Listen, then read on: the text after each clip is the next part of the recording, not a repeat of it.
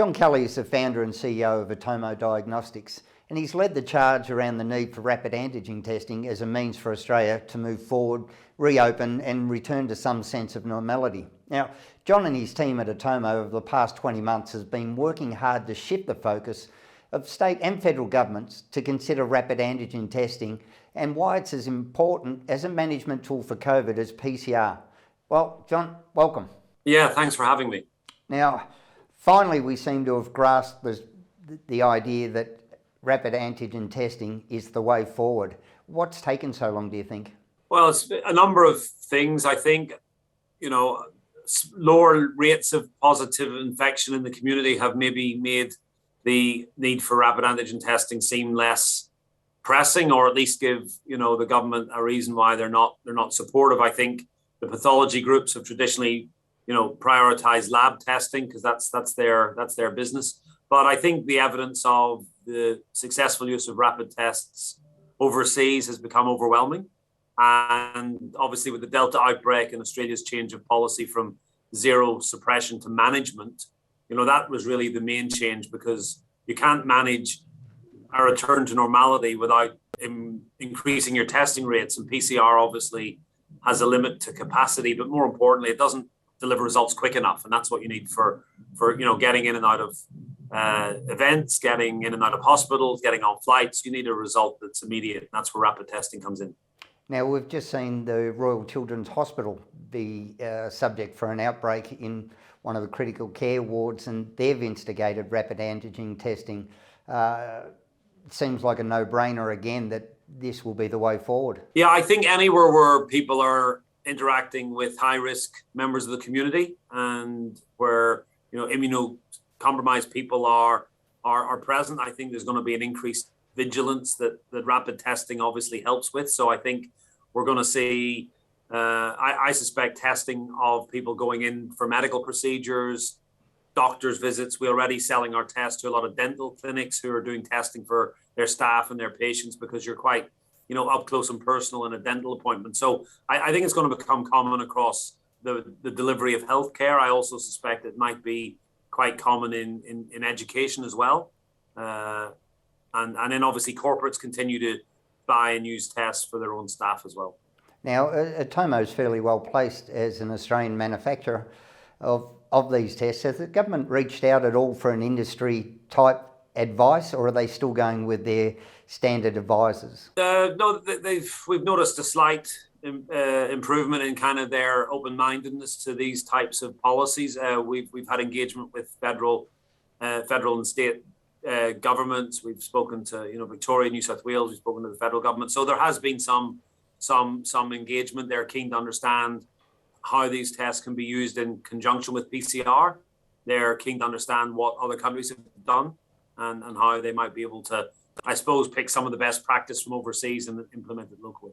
Great. Now, as far as we heard a lot originally about the reliability versus PCR, but that seems to have the realisation that more tests is better than a few less accurate ones. Have we overcome that hurdle? Are people now on board with the accuracy of the rapid antigen? Yeah, I don't think the accuracy of rapid antigen testing was ever the issue. I think it was how it was positioned in the public sort of narrative. I mean, a rapid test is a screening test that's meant to be used repeatedly over a period of time, and when used in that setting, it's as good overall as PCR. There are certain people saying that one PCR test is more accurate than one rapid antigen test at a single point in time, and that's correct. We're not disputing that, but antigen test was never meant to be a one-off test. You're meant to test 3 or 4 times over a 7-10 day exposure period, and when used repeatedly and consistently, it's very accurate. So I think the performance now has been reframed in a much more contextual manner, and I think now people are realizing that rapid testing has a really important role to play as we try to get out of lockdown and back to international engagement, back to state engagement, and back to community engagement. Now, industry led the way with rapid antigen testing rather than government. Is that still increasing, John? Yeah, so I think, we've been quite vocal on the need for these, but a lot of the large corporates were saying to the government, we need to be able to keep our businesses open, and PCR is not not quick enough. It's not available enough, and rapid testing really helps us. So they've made that case to government. I think government has heard that. So corporates, industrials, they continue to lobby for increased access. I think they were quite important in pushing the government to recognise home testing as a pathway forward. So they continue to be really important. But I think the government's catching up now. There's a lot more acceptance and acknowledgement from government that rapid testing has a really important role. What about the government's role in incentivising or doing rebates? The government paid a lot for the PCR tests. The government decided to rebate on the rapid antigen testing? They haven't as yet, but I do think that's a conversation that needs to happen. I mean, if you look at the UK, they're handing out tests. They've handed out millions of tests. You know, governments have supported either directly or indirectly the use of tests to increase detection in the community, manage risk. I think the Australian government needs to look at that. There is resistance to reimbursement for rapid tests. That's a structural problem in Australia because of the reimbursement policy. It's heavily pathology group influenced. But outside of reimbursement, the government can support in more practical ways. I think something like a business voucher where businesses could get access to a credit to use for testing, I think that would be a really good idea.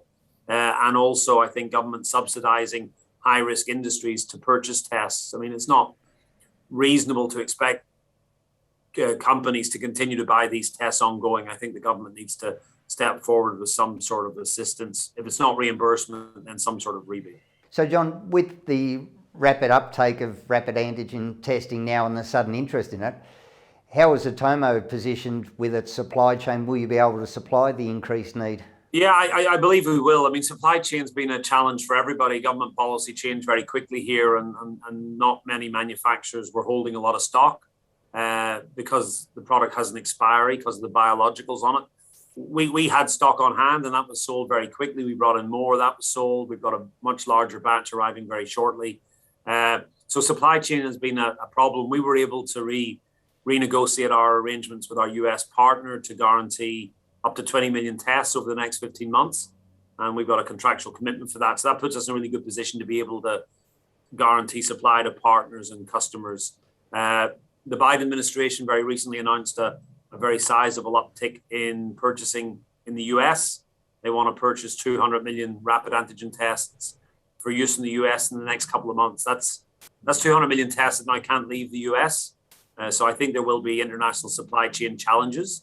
I think a lot of the companies in Australia that have an approved product may find themselves struggling to guarantee ongoing supply into the country. And, you know, by Atomo being in a position to, you know, deliver that capacity, where we think we're in a good position and able to help. All right, John Kelly from Atomo Diagnostics, thanks very much for your time. Yeah, no, thanks for having me on the show.